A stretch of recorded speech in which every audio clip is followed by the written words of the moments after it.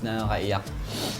Ang hangang, dami namin takes dun sa sili, pinatikim ako ng pinatikim ng sili. No, kasi Ice cream na may sili, ang hangang. Sa segment namin, kami dalawa lang ni Ellison, so parang kami nag-host. Ayun na bro, ready ka na ba para sa ice cream with sili challenge natin?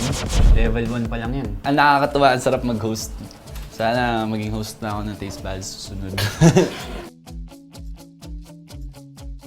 masaya po kasi nakasama ulit kami ng mga brothers ko, yung sila James, sila Avery, si Migo. Nakita ko din si Soren. Masaya, nag-host kami ni James. So, ito na yung level 2. So, si James, level 1 pa. Masaya sa Taste Buddies. Ang babait ng mga tao. Nag-enjoy kami. Sarap maging guest. Tsaka, puro kain lang. Sarap. Walang pressure, kain lang.